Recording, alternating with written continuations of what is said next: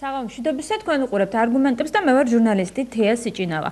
თითქმის ყოველდღიურად პრეზიდენტი რეგიონში იმყოფება და ყოველდღიურად ახალ საავადმყოფოს ხსნის. თითქმის ყოველდღიურად ჩვენ ტელეეკრანებიდან ვაკვირდებით ამ ღონისძიებებით კმაყოფილ მოსახლეობას და პაციენტებს, რომლებმაც პრეზიდენტის მტკიცებით ახლა დაიწყეს საავადმყოფოებში სიარული და ისიც დიდი სიამოვნებით, თუმცა მანამდე სადმკურნალობდნენ პაციენტები, რომლებიც ალბათ ქვეყანაში მაინც არსებობდნენ, ეს პრეზიდენტს არ დაუკონკრეტებია. მოკლედ, ხელისუფლება და უშუალოდ სააკაშვილი ყოველდღიურად ახდენს სადაზღვევების მიერ აშენებული 5 ვარსკვლავიანი საავადმყოფოების აფიშირებას, მაგრამ ოპოზიცია ამჯერადაც უკმაყოფილოა და როგორც პრეზიდენტი აცხადებს, მას სხვადასხვა რაღაცეებს უგონებენ. რამდენად ხელმისაწვდომია ჯანდაცვა რეგიონებში? მართლა აქვთ თუ არა და დააქვთ თუ არა თანამედროვე აპარატურა კლინიკიდან კლინიკაში? ახვედრებენ თუ არა ჩაცმულ დახურულ პაციენტებს ხელისუფლებას პრეზენტაციებისთვის და გაუთანაბრდა თუ არა ქართული ჯანდაცვის სისტემა ჰოლანდიურს? გიორგი გოდაბრელიძე და ვიქტორ დოლიძე ისაუბრებენ ამ თემაზე ჩვენთან გადაცემაში. საღამოშვიდობისა ბატონებო, ძალიან დიდი მადლობა იმისთვის, რომ მობრძანდით და იღებთ ჩვენს გადაცემაში მონაწილეობას. მე როგორც შესავალში აღვნიშნე, ჯანდაცვაზე ვისაუბრებთ, იქიდან გამომდინარე, ყოველდღიურად ვაკვირდებით. ბოლო 2 დღეც რო გავიხსენოთ ჩაბათი კვირის განმავლობაში ტელეეკრანებიდან ჩვენ ვაკვირდებოდით, მაგალითად ლაგოდეხში ახლა ხან გახსნა პრეზიდენტმა ხო ახალი კლინიკა არქიმედეს სადაზღვევოს მიერ აშენებული და ასე შემდეგ და სწორედ ბოლო მინიშნება ლაგოდეხში გააკეთა პრეზიდენტმა იმ კრიტიკასთან მიმართებაში, რომელიც ისმის ხშირად თქვენი ოპონენტების მხრიდან. მოდით ამიტომ დავიწყოთ საუბარი თქვენი ოპონენტებიდან. ბატონ ვიკას მოусმინოთ ამ შემთხვევაში, რითი ხარ ბატონ ვიქტორ კონკრეტულად უკმაყოფილო? ცუდია ქვეყანაში ახალი საავადმყოფოები შენდება? მოგესალმებითია, მადლობა მოწვევისთვის, ძალიან კარგია რომ დებატის საშუალება მოგვეცა. ჩვენც გვიხარია ეს პირველი დებატია ხელისუფლებასა და ოპოზიციაში 2012 წელს იმედი მაქვს რომ ასე გაგრძელდება. ნამდვილად და მე ვისურვებდი რომ ეს დებატები ყოფილიყოს უფრო სიღრმისეული, საკითხებზე ორიენტირებული და იმ კონკრეტიკაზე თუ რა პრობლემები არსებობს დღეს ქვეყანაში. და ამავე დროს საკეთება კარგი. ჩვენ ვინ მინდა ალბათ მოგეხსენებათ თავისუფალი დემოკრატები სწორედ იმ ობიექტურობაზე ვარ დაფუძნებული, რაზეც ნებისმიერი პოლიტიკური ძალა უნდა ეფუძნებოდეს და არა მხოლოდ პიარზე. ჩვენ როდესაც საუბრობთ ამ თემაზე, პირველ რიგში ყურადღებას გავამახვილებ იმაზე, რომ პოლიტიკა რა არის, როგორც სოციალური, ასევე ჯანდაცვითი ქვეყანაში და საით მიდის ქვეყანა. ეს არის ყველაზე მთავარი და აქედან უნდა ამოვიდეთ ჩვენ. ჩვენ თუ ვამბობთ იმას, რომ ჩვენ ევროპული ქვეყანა ვართ და გამომდინარე როგორც კანონმდებლობის ჰარმონიზაციიდან, ასევე ნებისმიერ თქვათ აი კონკრეტულ რეფორმებამდე უნდა გქონდეს უნიფიცირებული სოციალური პოლიტიკის სისტემა. სოციალურ პოლიტიკას მე ვაბამ პირდაპირ ჯანდაცვას გამომდინარე იქიდან, რომ ამათი დაშორიშორება ალბათ დამეთანხმებით არ გამოგვივა. სწორედ ამიტომ მე დავიწყებდი უფრო სოციალური უზრუნველყოფის სისტემის არარსებობიდან ქვეყანაში. თქვენ ახსენეთ უკმაყოფილება თქვათ ოპოზიციური წრეების საზოგადოების წარმომადგენლების და კრიტიკა ჯანსაღი ყოველთვის კარგია მე ვფიქრობ, მაგრამ კიდევ ერთხელ ვიმეორებ, ობიექტურ მონაცემებზე და არგუმენტებზე უნდა იყოს დაფუძნებული. ამ კონკრეტულ შემთხვევაში მე კიდევ ერთხელ ვამბობ, რაც არაერთხელ გვითხოვს. რა თქმა უნდა მოგწონს თქვათ ახალაშენებული, მოდიფიცირებული თქვათ კლინიკები, ამბულატორიები და არ შეიძლება ადამიანს ეს არ მოწონდეს, მაგრამ ჩვენ უნდა ვიცოდეთ რა არის ეს სახელმწიფო რას აკეთებს და კერძო კომპანიები რას აკეთებენ ამ პროცესში. კი ბატონო, რა არის ეს? არის ეს რეალურად ის კლინიკები, რომელიც თანამედროვე დემოკრატიულ ქვეყანას, რომელსაც აქვს აღებული კურსი დასავლეთისკენ, ევროპისკენ, აუცილებლად, მაგრამ სანამ ინფრასტრუქტურულ პროექტებს განვიხილავდეთ ჩვენ და სანამ კერძო კომპანიების მიერ აშენებულ კლინიკებს უმრავლესობას ქვეყნის მოსახლეობის ძალიან ბევრი სუბიექტური თუ ობიექტური მიზეზების გამო ხელ არ ეწიფებათ რომ შევიდნენ შიგნით და იმკურნალონ. პრეზიდენტმა თქვა რომ მომრავლდნენ პაციენტებიო და დაიწყოს მკურნალობა. ამას თავი დავანებოთ, ჩვენ პირველ რიგში ყურადღება უნდა გავამახვილოთ სისტემაზე, თუ რა სისტემა გვაქვს დღეს და საით მივდივართ ჩვენ. თუკი ჩვენ მივდივართ ევროპისკენ, არ არსებობდეს ქვეყანაში სოციალური უზრუნველყოფის კონცეპტუალური ხედვა ხელისუფლების მიერ ეგრეთ წოდებული გაიდლაინები, რომელიც უნდა იყოს წარმოდგენილი და მარტო 2011-2015 ეგრეთ წოდებული სტრატეგიულ ხედვას ეფუძნებოდეს. ჩვენ ამ დოკუმენტს ძალიან ესე სკრუპულოზურად გავეცანეთ, მინდა გითხრათ, რომელშიც პრაქტიკულად გადაწყვეტის მექანიზმები და გზები, გარდა იმისა, რომ კერძო სადაზღვევო კომპანიებზე იქნება მიმული მომავალშიც, როგორც აქამდე იყო და როგორც ახლა არის. და აქედან გამომდინარე, სახელმწიფო როგორც მუნიციპალური ასევე თქვათ ჰოსპიტალური, სადაზღვევო და ფარმაცევტული ამავე დროს სისტემა არ განვითარდება, მე მინდა გითხრათ, რომ ხელმიუწვდომელი იქნება მანამდე. ხარისხიანობაზე ჯერჯერობით არაფერს ავლაპარაკობ, იმიტომ რომ ბუნებრივია, რომ ხარისხიანობა გარკვეულწილად იქნება დაცული კერძო საავადმყოფოებში განსაკუთრებით, მაგრამ მარტო 10-15 კაციანი საავადმყოფოების აშენება მე უფრო ამბულატორიას დავარქვევდი ამას, იმიტომ რომ მაშინ როდესაც საავადმყოფო არის მრავალპროფილიანი, არის მაღალტექნოლოგიური, როგორც აცხადებს პრეზიდენტი. არ არის მაღალტექნოლოგიური, ქონდათ საშუალება ჩასულიყავით და გენახათ რამდენიმე კლინიკა. 15 საწოლიანი, გნებავთ 20-ან 25 საწოლიანი ამბულატორიის ტიპის კლინიკა, სადაც მაქსიმუმ შეიძლება ადამიანმა იმშობიაროს ამ პირველადი, ესე ვთქვათ, დახმარება ხო აღმოიჩინოს თქვა და მე აღარა მაქვს საუბარი იმაზე რომ თქვა იგივე урგენტული ან რეფერალური თვალსაჩინო საოპერაციო თქვა განსაზღვრული არ იყოს ის კლინიკა, ეს არის აბსოლუტურად წარმოუდგენელი. თქვენ ერთ რაღაცას გეტყვით. კი, აუცილებლად უბრალოდ ჩვენ ცოტა სხვა კუთხით მივიდივართ, მე მგონი ეხლა კი, აუცილებლად სისტემაზე ვისაუბრებთ, მაგრამ ის, რასაც ჩვენ ახლა ყოველდღიურად ხედავთ, ეს არის წარმატებული რეფორმა? მე ზუსტად მაგას ვამბობ, ჩვენ სისტემა არ აგვაქვს აწყობილი, ჩვენ არ აგვაქვს გამართული სისტემა და სწორედ ამიტომ ადამიანებს არ აქვთ იმის საშუალება გარდა დაზღვეულებისა, ვთქვათ, რომელთა პროცენტული მაჩვენებელი და მეთანხმები ძალიან ცოტა, თუმცა დაზღვევამდეს და დაზღვეულებისთვისაც ვინც არიან, გახსოვთ ალბათ რა რთულ მდგომარეობაში იყო. ძალიან ცოტა რამდენი ყავთ თქვენ დაზღვეული დღეს? ანუ ჩავერთო. რატომ მეკითხებით, იმიტომ გეუბნებით, მაგრამ თუ შეიძლება დავასრულებ, მე იმის თქმა მინდა, რომ სახელმწიფო პრაქტიკულად მოიშორა, ეს არის ყველაზე მნიშვნელოვანი ელემენტი იმაში, რასაც მე ვამბობ, სახელმწიფო ეს ვალდებულება მოიშორა, გადასცა და ჯანდაცვა და სოციალური კონტროლის და სახელმწიფო სოციალური უზრუნველყოფის სისტემის აშენების. ამაზე მაქვს ლაპარაკი ბატონგია და გადასცა პრაქტიკულად კერძო სადაზღვევო კომპანიებს. ჩვენ კერძო სადაზღვევო კომპანიების წინააღმდეგი კი არა ვართ. რა თქმა უნდა არსებობდნენ. რა თქმა უნდა კონკურენტუნარიანობა უნდა იყოს ამაღლებული, მაგრამ სახელმწიფო არ დააზღვიოს საკუთარი მოსახლეობა. სახელმწიფო მათზე ეს ვალდებულება არა იყოს და პირიქით მოიშოროს. პირველი, ეს არის ძალიან ცუდი. რომელიმე სადაზღვევო კომპანია ამის შესახებ? თქვენ იცით ალბათ. რომ ძიმეთ ვირთად აწევთ პოლიტიკური კონიუნქტურა ყველასთვის ცნობილია. მე ის სადაზღვევო კომპანიები მართალი გითხრათ ძალიან მეწოდებიან გამომდინარე იქიდან, რომ ეხლა მიუხედავად იმისა, რომ მათ სულ რამოდენიმე წლის წინ 1-2 წლის წინ მოგების მარჯა ქონდა ძალიან დიდი და იმ პირამიდულ კორუფციას, რასაც უწოდებთ ჩვენ, სწორედ იმასთან დაკავშირებით, როდესაც ბითუმათის ყიდიდა ხელისუფლება პოლისებს მათგან და შემდგომ უკვე ავალებდა მათ როგორც ავადმყოფოების აშენებას, ანუ სადაზღვევოზე იყო მიბმული და არის კიდევაც. მოდით სადაზღვევო ბიზნესიც, ჰოსპიტალური ბიზნესიც, ფარმაცევტული ბიზნესიც, ერთი გერმესი უნდა მიიბადა და დანარჩენი ყველაფერი. გასაგებია. ამაზე ცოტა მოგვიანებით ვისაუბროთ, მაინც იმაზე დავიწყოთ საუბარი, რაზეც მე აქცენტს ვაკეთებდი გადაცემის დასაწყისში. იგივე ფორმატში, თორე თავისუფლად შემიძლია გავაწყვეტინო ჩემს ოპონენტს ის აზრი, რომელიც ჩემთვის მიუღებელია. არა, გისმენთ ბატონ გიორგი, თქვენ მოისმენთ κρიტიკა ამ შემთხვევაში თქვენი ოპონენტის რა აქვს მთავარი და დიდი მინუსი ამ შემთხვევაში იმ სისტემას, რომლის განყოფილება ახლა მიმდინარეობს. შეკითხვა და ვერ მოვისმინე პასუხი. თქვენი შეკითხვა იყო, რომ არის თუ არა ეს წარმატებული რეფორმა და უნდა გაკეთდეს თუ არა და უნდა აშენდეს თუ არა ჰოსპიტალები. და მათ შორის რამდენ საწოლიანი იქნება, ეს რა თქმა უნდა, ბუნებრივია სხვადასხვა რეგიონში სხვადასხვა იმ საჭიროებიდან გამომდინარე და ამაზე პასუხი ვერ მოვისმინე, თუმცა მოვისმინე ზოგადად საუბარი იმაზე. ჰოსპიტალები საჭიროა ქვეყანაში, ახალი ჰოსპიტალი. არა, ხო, ეგ მოვისმინე, მაგრამ ნაწილობრივ. მოკლედ, თავარი ამ შემთხვევაში რა არის? ბრალდება. მოდი მაშინ ჩამოვყალიბდეთ, რომ დღეს ვისაუბრებთ ჯანდაცვაზე. არ ვისაუბრებთ იმაზე, რომ ის მომლოგინე ქალბატონები არიან მამაკაცები, მსახიობები, გადაცმული ქალის ფორმაში და ისინი ვერც ამას ვერ ავწდებით, იმიტომ რომ ეს ბოლო დროის ყველაზე თუ ჯანდაცვაზე თუ უნდა ვისაუბროთ იმაზე, რომ ის ქალბატონი, რომელიც არის მომლოგინე და წევს, ის არ არის ქალბატონი და არის მამაკაცი, რომელიც არის მსახიობი და გრიმით არის შენებული ქალა. მომლოგინე ქალბატონის საუბარი, მე მგონი ერთ კონკრეტულ შემთხვევაზე იყო, როდესაც მამაკაცი ნებისმიერ შეკითხვაზე ვისაუბროთ. პაციენტის არადამახასიათებელ ფორმაში. ესე იგი ცოცხალი არა, ცოცხალი იყო და кайფერი ქონდა. არა, თქვენ ახლა ძალიან ცუდად ჯანდაცვაზე ვსაუბრობთ თუ იმაზე რომ ის ადამიანები საუბარია იმაზე, რამდენად ჩაცმულ დახურულია კლინიკებში ხოლმე, რამდენად ჩაცმულ დახურული ხდებიან პაციენტები. მithumetes ისეთ მაღალი დონის კლინიკაში, რომელსაც თქვენ ნებისმიერი ადამიანი, რომელიც ელოდება სტუმარს, მათ შორის ისეთ საპატივცემულო სტუმარს, როგორც არის მისი ქვეყნის პრეზიდენტი, ის რო არ იქნება დახეული, ხო, ეს მისი კულტურაა, ვისაც ესე მიაჩნია, რომ დახეული უნდა იყოს, ეს სხვა თემა. დავანებოთ ამას თავი. დავანებოთ იმას თავი, თუ გვინდა მართლა ჯანდაცვაზე საუბარი, თორე მაშინ უნდა ვისაუბროთ იმაზე, რომ რამდენი დღე სჭირდება, თქვათ, ამა თუ იმ აპარატურის, რომელიც მონტაჟდება, ჯერ მხოლოდ მონტაჟს და დემონტაჟს რა.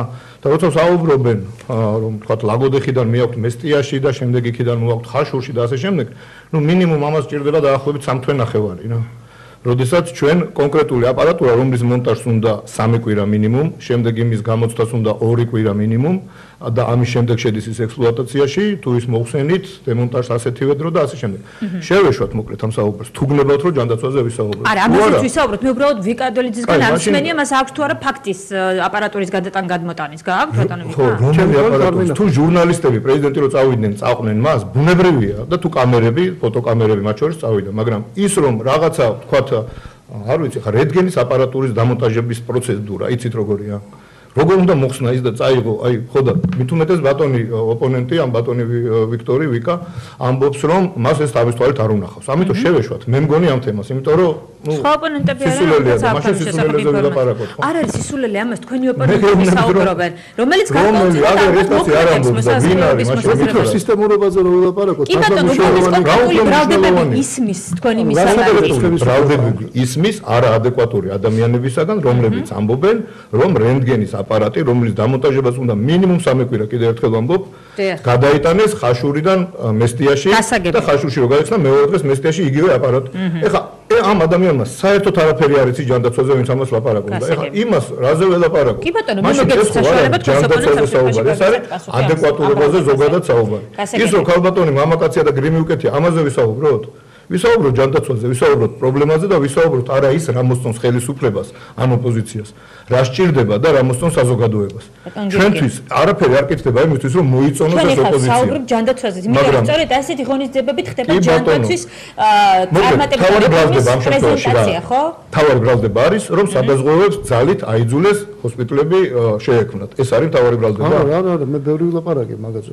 არა მხოლოდ მე ვამბობ თავარი ბრალდება, სადაც არის გაწერილი 152. განდიმატე ბატონია თითოეულს ბოდიში რატომ ვიქტორ მე თქვენ დროში თავარი ბრალდება რა გაკეთეთ განდიმატე ანუ მე კერძო კომპანიებზე კი არა მაქვს საუბარი გარდა ანუ საერთოდ არსებობს სახელმწიფო სოციალური უზრუნველყოფის ასევე სადაზღვევო უზრუნველყოფის ალბათ ორი ფორმა. პირველი არის ანუ სავალდებულო ანუ სახელმწიფო და მეორე არის ნებაყოფლობითი ანუ კერძო. დღევანდელი ფორმა ჩვენი ხელისუფლების რომელიც შექმნა არის მარტო კერძო შეიძლება იყოს სავალდებულო და კერძო.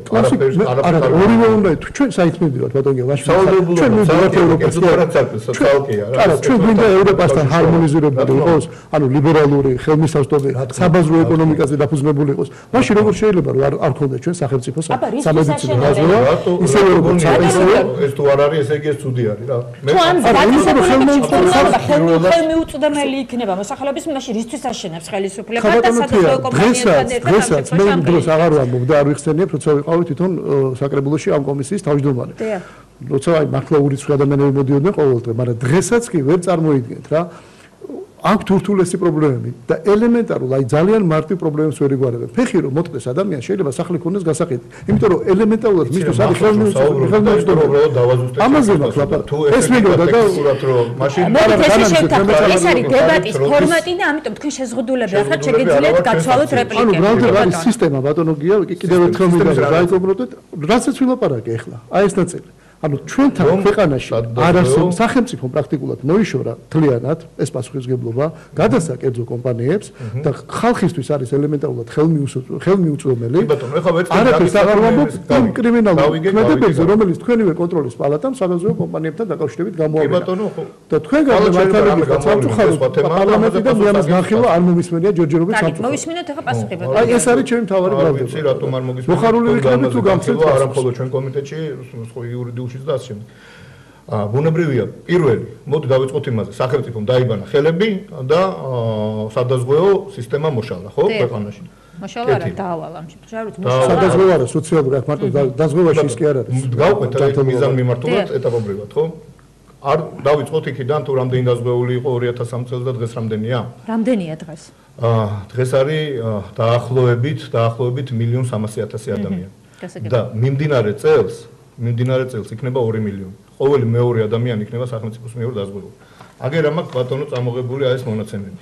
სახელმწიფო დაზღვევა. ჩვენ რასაც ვამბობთ რომ ხელები დაიბანაო, ხო? ხელები რომ დაიბანა სათაურად სახელმწიფო დაზღვევა არ ერქმეოდა და თუ რას ნიშნავს ეს სათაური, ამაზე ცალკე ვისაუბროთ თუ გნებავთ. ეს არის სიღარიბის ზღვარს ქვემოთ მყოფი მოსახლეობა.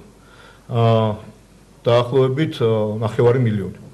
სახალხო არტისტების, სახალხო მხატვრების პრემიების ლაურეატების დაზღვევა ცალკე მუხლი არის ბიუჯეტში, ეს დიდი რაოდენობა არ არის ადამიანების. კომპაქტურ დასახლებებში მყოფი იძულებით გადაადგილებული პირების დაზღვევა. ცალკე მუხლიანი ბიუჯეტში და სახელმწიფო ამას აკეთებს. ზრუნველობა მოკლებული ბავშვები და ასევე ხანდაზმულები, მათი დაზღვევა. ეს არის ცალკე მუხლი.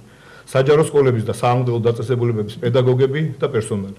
თბილისის მუნიციპალიტეტი დამატებით ხომ არის სიღარიბის პროგრამა 70000 ქულაზე მოგეხსენება თქვენ ეს ქვეყნის მასშტაბით ეს პროგრამა ფუნქციონირებს ხო იმის ზევით 100000 ქულაზე თბილისმა დააჭარა თავიანთი შემოსავლებით შეძლეს რომ კიდე დამატებით დაეზღვიათ სახელმწიფოს მიერ დაზღვეული საკუთარ დაწესებულებებში ანუ ეს არის სამინისტროები რომლებმაც თავიანთი კონტინგენტი დააზღვიეს ეს არის შინაგან საქმეთა თავდაცვის სამინისტრო სასჯელ ახსოვლების სამინისტრო და კორპორატიულად ცალკე რო სხვადასხვა სამინისტროები ან თუნდაც საკრებულო რომლის წევრი თქვენ ბრძანდებით და თქვენ გაქვთ კორპორატიული დაზღვევა და ამ შემდეგ ეს ცალკე თემა არის ხო ახალი დაზღვევა კიდე სექტემბრიდან და მე როდესაც სექტემბერს ვამბობ ყოველთვის ვამბობ რომ თუ მთლიანი შიდა პროდუქტის ზრდა გვექნება და ეკონომიკური ზრდა ნომინალური უფრო მაღალი ვიდრე დაგეგმილია შეიძლება უფრო ადრეც მოხდეს კი ბატონო 0-დან 3-ის ნაცვლად ბავშვები იქნება 0-დან 5 წლის ჩათვლით ანუ 0-დან 6 წლამდე გაორმაგდა დავამთავრებ და საპენსიო ასაკის მამაკაცებიც ეს რა იქნება სექტემბერში ხო კი ბატონო მაშინ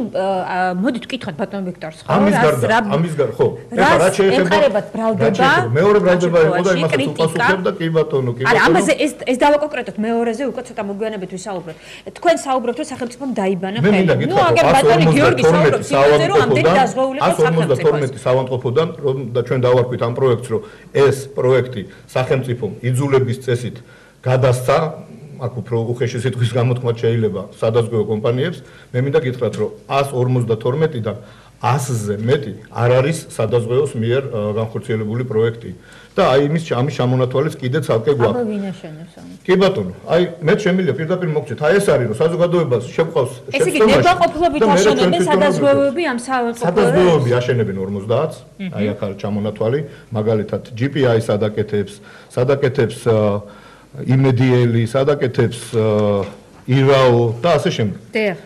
ამის შემდეგ ცალკე არის ჩეხეთის ინვესტიცია, ბლოკ ჯორჯია და ცალკე არის ისრაელი და ძალიან ბევრ ქვეყანაში, ბევრ რეგიონში უკაცრავად. ეს ყველაფერი Global Fund-ი და მის მიერ დაფინანსებული პროექტები. ცალკე არის კონკრეტული საერთოდ არც უცხოელ ინვესტორზე და არც სადაზღვევოზე მიბმული ჩვეულებრივი კომერციული პროექტები, რომელიც არც თუ ნაკლები არის და ეს შემიძლია დაგიტოვოთ პირდაპირ გეუბნებით და ამის გარდა, არა, უბრალოდ მინდა ის ქვეყნები ჩამოვთვალო რა, კანადა, პოლონეთი, აზერბაიჯანი, შვეიცარია, ამერიკის შეერთებული შტატები, გერმანელები და ის ვინც არიან ქართველები, მათ კიდე ცალკე როგორც წესი ყავთ ინვესტორები და პარტნიორები სხვადასხვა ქვეყნიდან. ეს არის სინგაპური, რომელიც 1 2 3 4 5 6 კლინიკას აკეთებს. გასაგებია. ეს არის კონკრეტული ფაქტები, რომელსაც შეხვედრაში უმრავლესობამ და ხელისუფლებამ მოიყვანა. ხოლო სადაზღვევო აკეთებს. მოდი ჩამოყალიბდეთ, სადაზღვევო აკეთებს 1/13-ზე ნაკლებს. 2/13 ყოფილი ტყის. მოვისმენთ ბატონი ვიქტორის არგუმენტებს, ახლა გადაცემაში რეკლამის შემდეგ, რეკლამა და რეკლამის შემდეგ დაგებრუნდებით, დაგველოდეთ.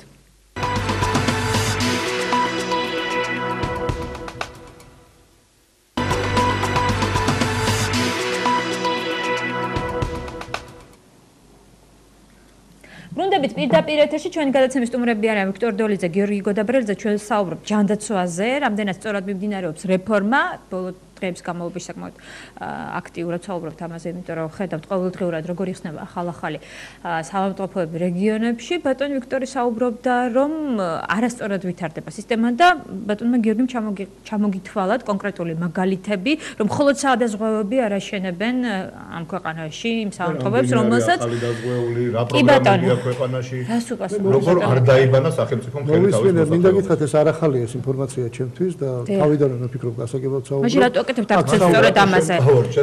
ბატონო ვიქტორ, რატო გვანებით მარტო სადაზღვევოები აკეთებენ? როცა იცით რომ ერთმესამედია მხოლოდ სადაზღვევოს მიერ გაკეთებული. კიდევ ერთხელ ვიმეორებ, ვფიქრობ გასაგებად საუბრობ. პირველი, მე საუბრობ რომ სადაზღვევოებს მიაბრის ჯანდაცვის სისტემა, ეს არის ერთი მხარე და მეორე მხარეა, რომ კერძო სექტორზეა თავიდან ბოლომდე გათვლილი ქვეყნის ეგრეთ წოდებული ჰოსპიტალური რეფორმა, კერძო სექტორს გულისხმობ კერძო სადაზღვევო კომპანიებს და იგივე ინვესტორებს, რომელიც ჩამოთვალა ახლა ბატონმა გიამ. ეს ჩემთვის გასაგებია. კარგია რომ ინვესტიცია იდება, კიდევ ერთხელ ვამბობ, გადაცემის დასაწყისში ვთქვით თქვენ გახსოვთ, ობიექტურობის გათვალისწინებით, კარგია რომ ამის მოდერნიზირება ხდება, კარგია რომ თქვა ინფრასტრუქტურულად შედიხარ და ახალ საავადმყოფოში გაქვს იმის საშუალება რომ შეხვიდე. მეორე საკითხია შენ 100-150 საავადმყოფო გჭირდება. მეორე საკითხია ის რომ შენ რამდენად კვალიფიციური მუშახელი ყავს იგივე და თქვა მე პერსონალი რომ აითვისოს თავიდან ბოლომდე და რამდენად კომპეტენტურია და ეს კიდევ მეორე საკითხია. და რამდენად სწორია იგივე მარტო რაოდენობაზე რო ვიყოთ გათვლილები ავაშენოთ 100 იგივე 100 საავადმყოფოს პროგრამა ვიყოთ. ეხლა არის 150. მე 260. ცუდი სწორედ ის არის რომ სახელმწიფოს აქვს კიდევ ერთხელ იმეორებ ვალდებულება მოხსნილი თავისი მხრიდან. რაში გამოიხატება ბატონმა გიორგიმ განაცხადა რომ ამდენი ადამიანი დაასრულა სახელმწიფომ ამაზე უარი მას არ უყურებს. კიდევ ცალკე ვილაპარაკებ თავიდანვე თუ გნებავთ. მიხეილ სააკაშვილი დადის და ჭრის ლენტებს და აი ახალი საავადმყოფო გავხსენით, ხელმისაწვდომია ყველასთვის, საყოველთაოა, ხარისხიანია და ასე შემდეგ. ამ ცნობილ შეხვედრებზე რომელსაც ბოლო მე ამიტომაც მოვიყვანე ეს ბოლო შეხვედრები რომელსაც განსაკუთრებული ისეთი ხო კი და პრეზიდენტმა ისიც განაცხადა რომ ამ საავადმყოფოში ხალხმა კურნალობა დაიწყო, რაც არ ხდებოდა აქამდე. როგორ გეკადრებათ? მე მაგალითად პრაქტიკის გავლის საშუალებაც არ ძალიან მცირე ნაწილი. ეხლა მეტნაკლებად გამართული თქვენ თუ აიღეთ, ხო მე პირადად წყალტუბოში ვიყავი და ამაზე ვესაუბრებათ ონგიას წინა გადაცემაშიც, რადიო პალიტრაში როდესაც ვიყავით, მაგალითად 15 საწოლია დადგმული. ჯერ ესეთი 15 უნდა იყოს.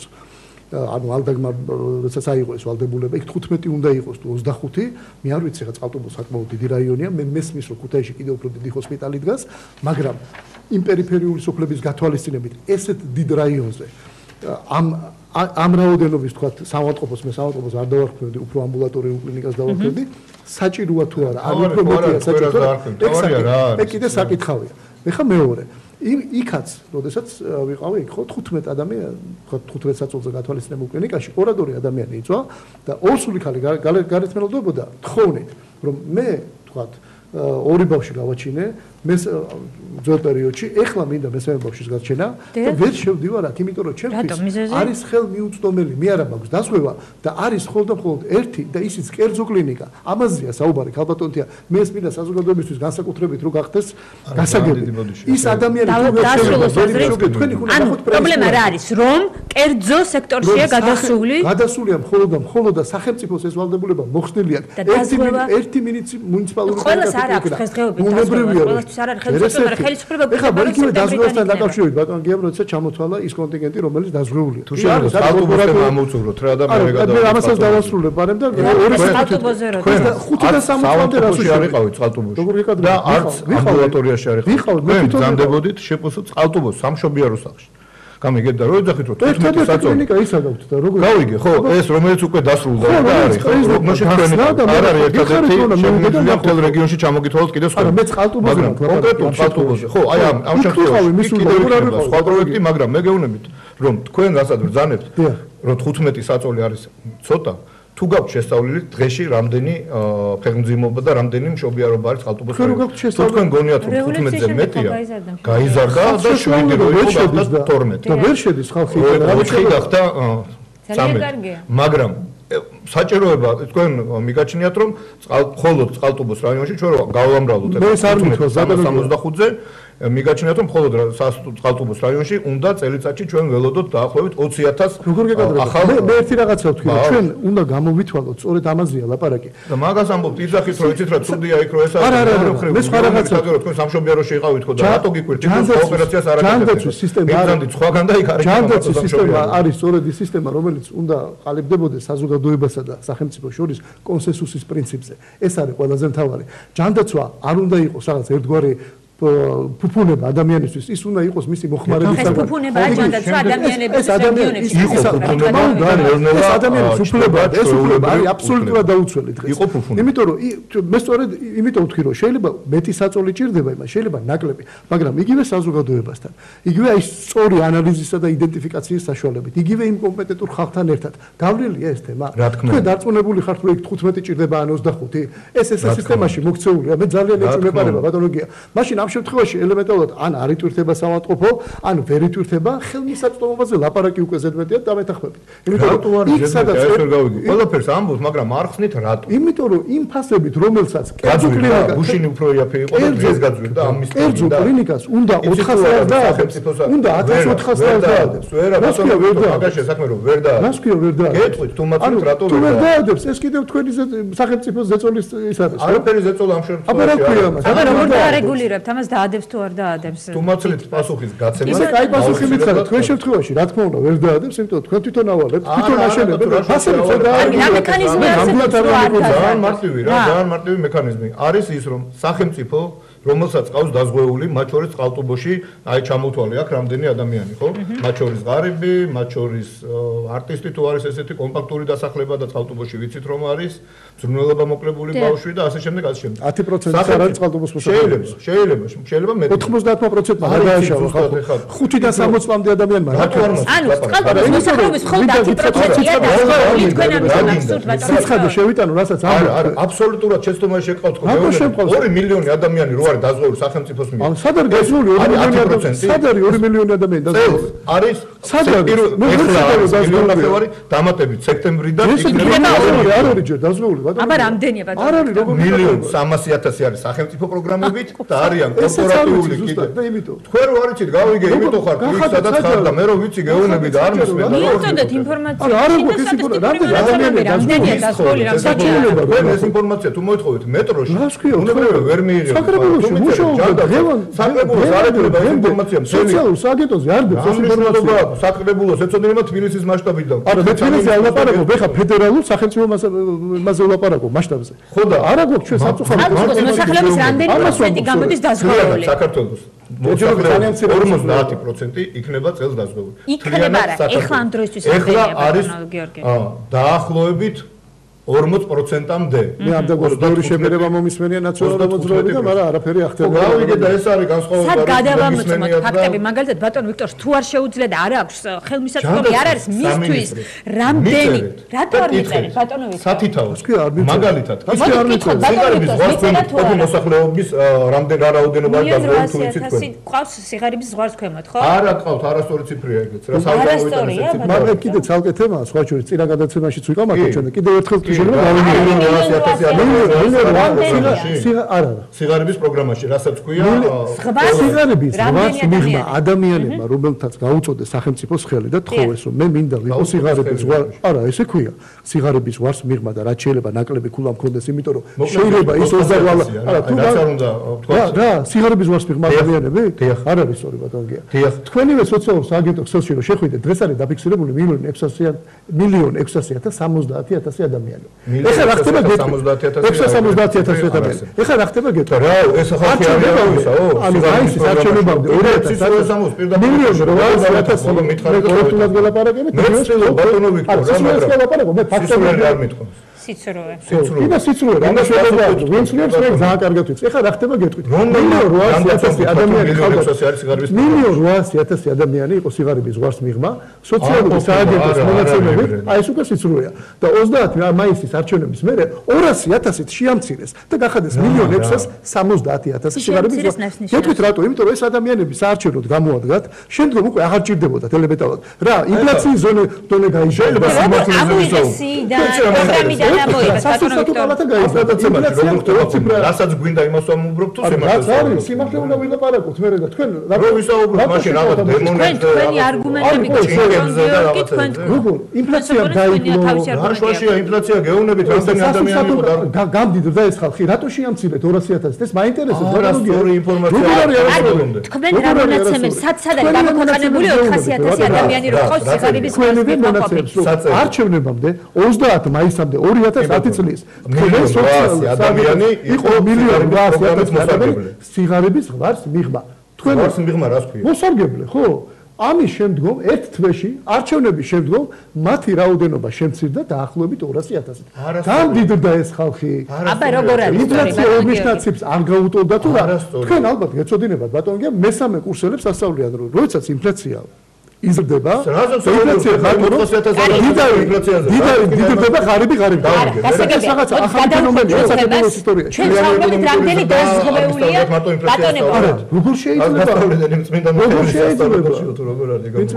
წინა მიხეილის სასწავლებელში გიხედავ ვინც არის. გასაგებია, ბატონებო, ჩვენ დაუბრუნდეთ ჩვენს თემას დაუბრუნდეთ. დაზღვევა რამდენი დაზღვეულია ქვეყანაში. ბატონო ვიქტორმა თქვა რომ მას არაერთი ხის ქონია ციფრებით ვაპარაკობ და ანალოგიურად თუ მოვისმენთ რამდენი ადამიანია ჯანდაცვის კომიტეტის თავმჯდომარის პირველი მოადგილე არ გაცა პასუხი იმან ხო სამინისტრომ ცუდი სამინისტროა რა მოწერე რა პარლამენტს და არა მისი აზრით ხო რა თქმა უნდა ესეთია ხო თორე ცუდი რო არ არის და რაც იყო და რაც შედარება ყველა სამინისტრო არის გაცილებით უკეთესი ვიდრე იყო გუშინ და გვინდა რომ იყოს უფრო კარგი ხვალ რა თქმა უნდა მათ შორის ეხლა რაც შეეხება ამ ციფრებს შეიძლება ბატონ ვიქტორს შეგნებულად არ შეყავს და ვეცდები აუხსნა მას თქვა შეცდომაში მაყურებელი რა 1.800.000 ადამიანი არასდროს არ ყოფილა სიღარიბის პროგრამაში სიღარიბის პროგრამა აი კლასიკურად რო ავიღოთ იზომება როგორ იზომება კონკრეტულად მოიტანა ბატონ ვიქტორმა ეს მონაცემები თელმა ოპოზიციამ რომელსაც ეს მონაცემები აქვს ხო და აი მაცლიით გისმენთ დიდი მადლობა ვეცდები რომ მოკლედ დიახ სიღარიბის პროგრამა არის ეგეთი რა რომელსაც აქვს თავისი ქულები ამ ქულების მინიჭების საფუძველზე და იქ არის მილიონი ტყუილი რო თქვა ფარდა მეკიდა და ზეხვი მქონდა მაცივარი და ბოცვერებიც გეწერა თქვენ მეთოდოლოგიაში ბატონო ერთი წამით რა იმიტომ რომ შეიძლება შემოსავლის ხოროი ბოცვერი თუ ყავსო და მეთოდოლოგიაში ეწერა 200 ბოცვერი თუ ყავს ეს არის შენთვის შემოსავალი რა და ამ შემთხვევაში შენ არ ახარ ისეთი ღარიბი როგორც ის ვისაც ეს 200 ბოცვერი ეს არის განსაზღვრა და მეთოდოლოგია ეხლა რაც შეეხება ამ პროგრამას ამ პროგრამაში გამოიკითხა და აი პროგრამამ თვითონ წავიდა და შემოიარა დაახლოებით ამდენი ადამიანი დაახლოებით 1.5 მილიონი რასაც ბატონი ვიქტორი ამბობს.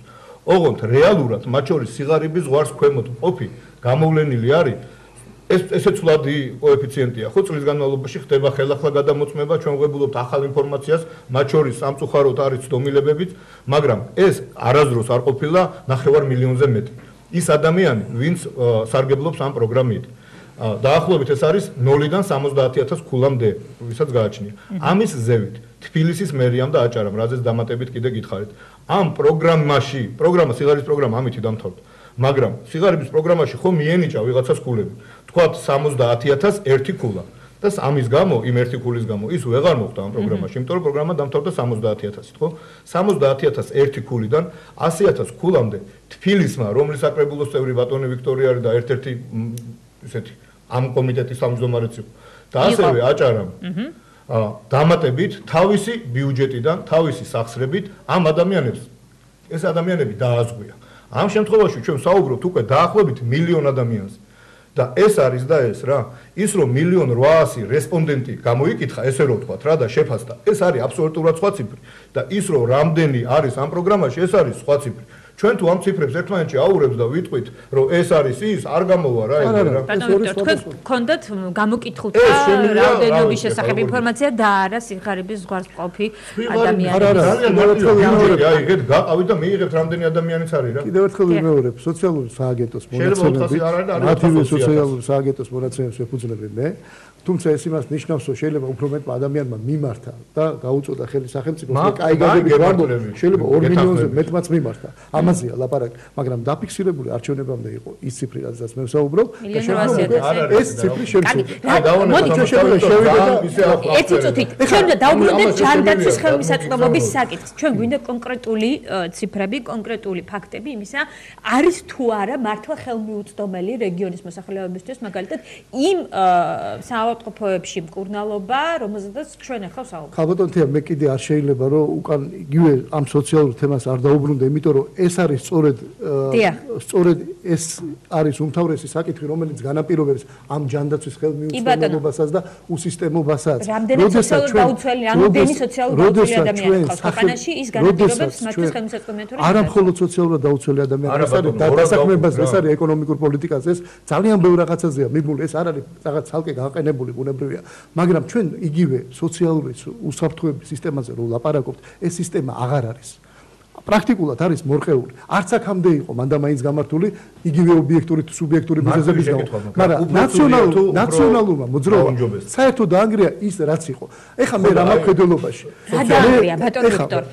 ამაზე უარესი მდგომარეობა გქონდა. მე როდესაც ლაპარაკობ ფორმებზე სოციალური, აი სადაზღვევო ფორმებზე დავალიანება დავანგრიეთ იმითი რომ გავისტუმრეთ. 2003 წლამდე $7 გავხადეთ. დავამთავრე ბატონოგია 2000. ამით დავანგრიეთ. 2003 $100 პენსიის დაბირება არსებობდა. მაგრამ მე მივიღეთ ჯერჯერობით. ეს არის წყალობა და ეს არის სისტემა. მე გეტყვით, რა ქვია წყალობა. თქვენ გაქვთ აღრეული ბატონო გია, მე შემიძლია ამაზე ბევრი ვიკამათოთ. თქვენ გაქვთ აბსოლუტურად აღრეული ცნებები. იგივე პენსიები ავიღოთ, ხო? პენსია ამათ გონიათ რომ არის გასაცემელი, მაგრამ არასადაზღვევო. ეს აბსოლუტურად მაგაზე მოდი რა ვთქვათ, როგორ არის და თქვენ როგორ მიგაჩნიათ. ვის გონიათ, მე გეტყვით რომ პენსია სხვა რაღაცა არის რეალურად. მე ახალ ველოსიპედს ვერ გამოვიგონე. მაგრამ რას ვაპარაკობთ თქვენ 59 წლის ადამიანს, რომელსაც ეთქვით რომ იცი რა შენ თვითონ დააგროვე ახლა. რას ქვია შენ თვითონ დააგროვე? მაგას არ ვიძახით რომ პენსია ეს არ არის და პენსია დააგროვე. არ მაცლე და გეტყვით თქვენ იმაზე იმ სეგმენტზე. ამაზე რა თქმა უნდა, ნაფიქრიც არის, ნამჯერიც არის და ძალადობრივად ბატონოგია. მაგას ქვია სოციალური დაზღვევა და არა საპენსიო დაზღვევა.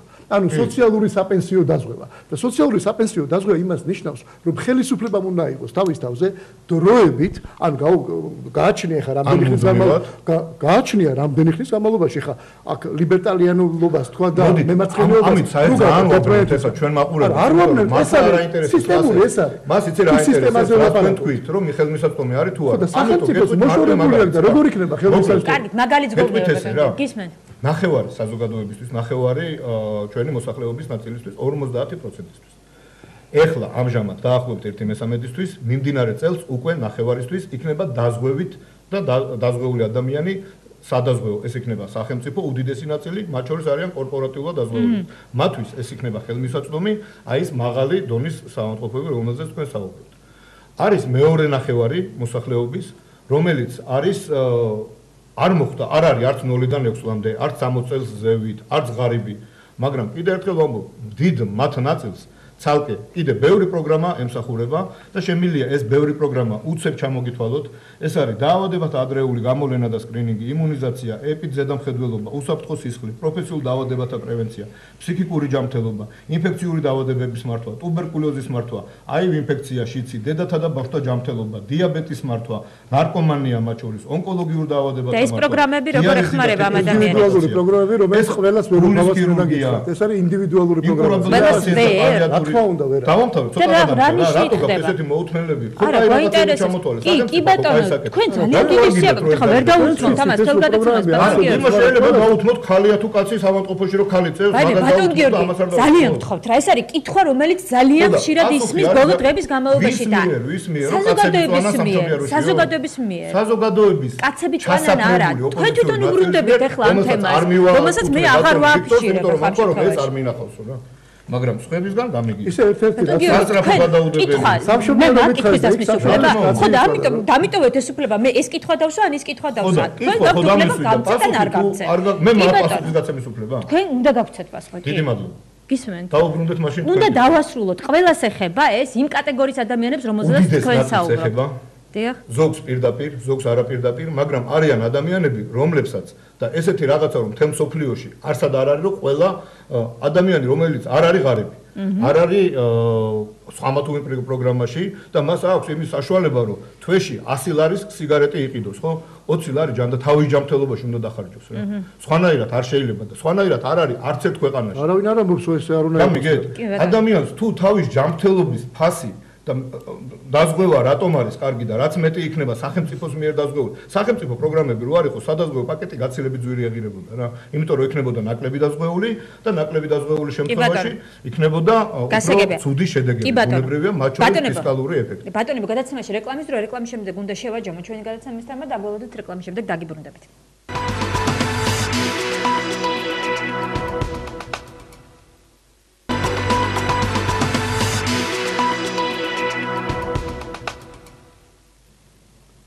ბრუნდებით პირდაპირ ეთერში თქვენ უყურებთ არგუმენტებს ვიქტორ დოლიძე, გიორგი გოდაბრალიძე, ჩვენი გადაცემის სტუმრები. ჩვენ გადაცემის მესამე ნაწილში უნდა შევაჯამოთ ერთგვარად ჩვენი გადაცემის თემა. მე პრეზიდენტის სიტყვას მოვიყვან, ციტატას პრეზიდენტის გამოსვლიდან, როდესაც 5-6 წლის წინათ ვამბობდი, რომ საქართველოში ისეთივე ჯანდაცვის სისტემა გვექნებოდა, როგორც ჰოლანდიაში, შვედეთსა თუ სხვა განვითარებულ ქვეყნებშია, ხალხს არ სჯეროდა ის, რაც ახლა შეიქმნა, ჩემ ყველაზე თამამ მოლოდინსაც აღემატება. ეთანხმებით ბატონ გიორგი?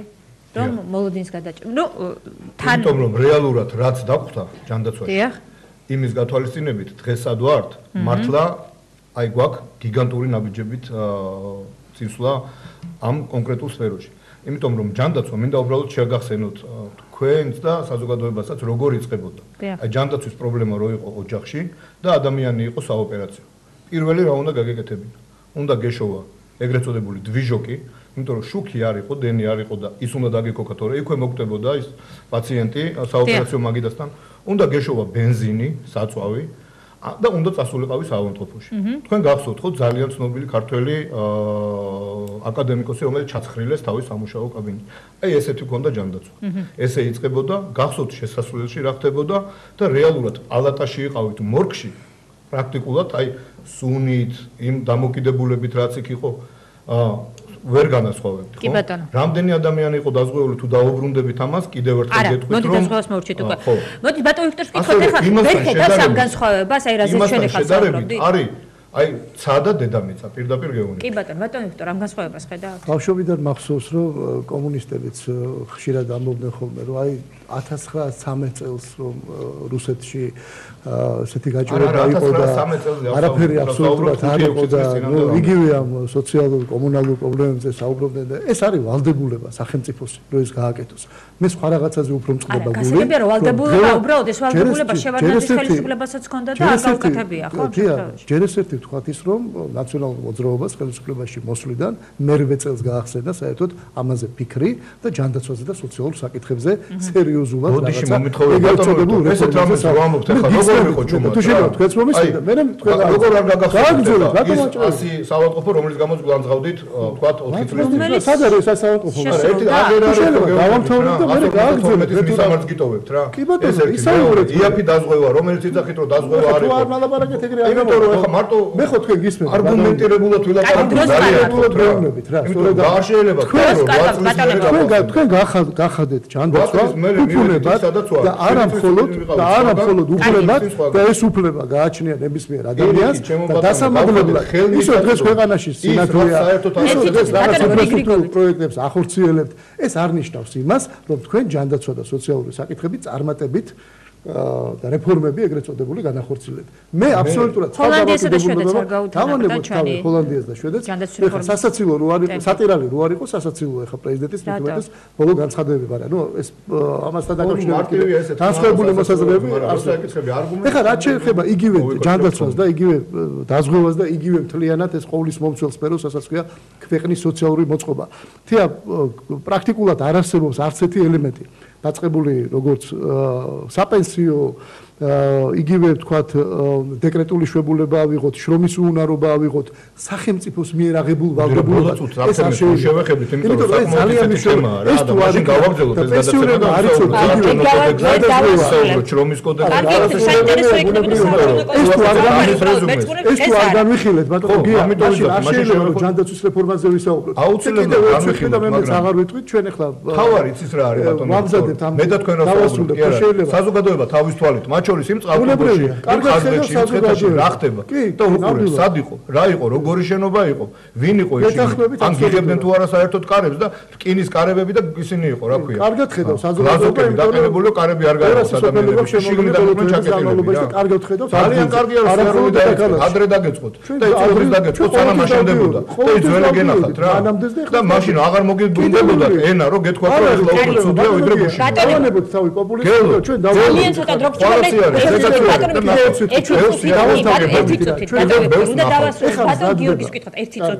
ბატონ გიორგის უნდა ვკითხოთ რა უნდა გავაკეთოთ ჯანდაცვაში უახლოს მომავალში გასაგებია რომ დაზღვევასთან დაკავშირებით სექტემბერში დრო რამდენი მაგ და ესე გიპასუხო თითო წუთი გრჩება ამიტომ უნდა შევაჯამოთ ჩვენი გადაცემის თემა კი ბატონო გეტყვით რომ მარტივით დავიწყებ ძალიან მარტივით გასაკეთებელი კიდევ ბევრია ისევე როგორც აქ ნებისმიერ სხვა მიმართულებით მივდივართ თუ არა წინ ეს კითხვა არის და ამაში ღრმად ვარ დარწმუნებული რომ აბსოლუტურად სხვა ვითარებაა ვიდრე იყო გასაკეთებელი რჩება თუ არა მათ შორის ჯანდაცვაში რა თქმა უნდა რჩება თუნდაც ეს 152 საავადმყოფო ხვალ შეიძლება ეს იყოს 153 ზე 154 და მასზე 160 იმიტომ რომ დღესაც არიან ინვესტორები ეს არის ჩვეულებრივი პროგრამა პროექტი რომელიც ვითარდება ხო აი მაგალითად ეხლაც არიან ჯანდაცვის სამინისტროს ჩამოსული ადამიანები სხვა ქვეყნიდან რომელსაც აინტერესებს რომ რა ლიცენზიებია საჭირო და რომ ნახულობენ რომ ესეთი გამარტივებულია პროცედურები რა ძალიან დიდი სიამოვნებით ინდოეთიდან მათ შორის და მათ შორის კი ბატონო ანუ თქვენ აცხადებთ რომ მოსახლეობის ჯანდაცვის ის სერვისი რომელსაც თავაზობთ ამ შემთხვევაში ამ ახალ საავადმყოფოებში ხელმისაწვდომია ადამიანებისთვის როგორც გეოგრაფიულად ასევე ჯანდაცვის კუთხით და კიდევ უფრო მეტისთვის იქნება ხელმისაწვდომი და კიდევ ერთხელ ვამბობ ვინც არ არის დაზღვეული იმ ადამიანებისთვის ეხლავე აი ჩემო ძვირფასო მეგობრებო, აი როგორც გნებავთ ისე მოგმართოთ. მართლა ძალიან მნიშვნელოვანია რომ თქვენ ჯანმრთელობაში გადაიხადოთ ცოტა ფული, იმიტომ რომ როდესაც უკვე ურემი გადატრიალდება, ხო, შემდეგ ეს გაცილებით ბევრი ჯდება რა და თვეში თქვა 10 ლარის და 12 ლარის გადახდა იმისთვის რომ თქვენი რისკები დააზღვიოთ, რომელიც არის ჯანდაცვის რისკები, ხო? მე მიმართავ იმ ადამიანს, ვინც ამ შემთხვევაში არ არის სახელმწიფოს მიერ დაზღვეული. არ არის ყველაზე ღარიბი და ის ბევრი არ არის საპენსიო ასაკის, საპენსიო ასაკი რატო არის რა? თქვათ ერთ-ერთი პრიორიტეტი. იმიტომ რომ ეს ის ასაკია, სადაც რისკი მაღალია და სადაზღვევო თავისით არ აზღვევდა. ამიტომ აიღო ეს სახელმწიფო. 0-დან 6 წლამდე ყველა ბავშვი, ამიტომ აიღო თავის თავზე სახელმწიფო. გასაგებია. ბატონო ვიქტორ, რა უნდა გაკეთდეს ეს შემდეგ? კიდევ ერთხელ ვამბობ, რომ ეს არის ძალიან მრავალისმომცველი თემა, ძალიან მრავალისმომცველი, რომელიც საჭიროება კარგად სისტემური გათვლა. ჩვენ ახლა ვასრულებთ, სწორედ ამის თქმა მინდოდა მე ძალიან ცოტა დროის მონაკვეთში, რომ ჩვენ ახლა ვასრულებთ დოკუმენტზე მუშაობას, სადაც იქნება როგორც ჯანდაცვასთან, ასე ზოგადად სოციალური უსაფრთხოების საკითხებთან კონცეპტუალური ხედვა და არა მხოლოდ ხედვა, მინდა გითხრათ, პროგრამული ელემენტებიც, ამასთან დაკავშირებით ჩვენ ადრეც ჰქონდა საუბარი ცალკეულ ელემენტებთან დაკავშირებით, მათ შორის ჰქონდა ძალიან დიდი სურვილი, რომ საკრებულოშიც იმ პერიოდში, როდესაც ვიყავი ხელმძღვანელობდი ამ კომისიას, რომ იგივე ნაციონალური მოძრაობისთვისაც გამეზიარებინა ის მოსაზრები, რომ რაღაცა მაინც მომხდარიყო ამ მიმართულებით, მაგრამ სამწუხაროდ ჩვენ ამის საშუალება არ მოგვეცა. მე ვფიქრობ, რომ თქვენთვის სამწუხარო და საზოგადოებისთვის საბედნიერო, იმიტომ რომ შემთხვევაში მე მგონი დავიცვათ დელიკატური მომენტი ხო? აქედან გამომდინარე, მადლობთ.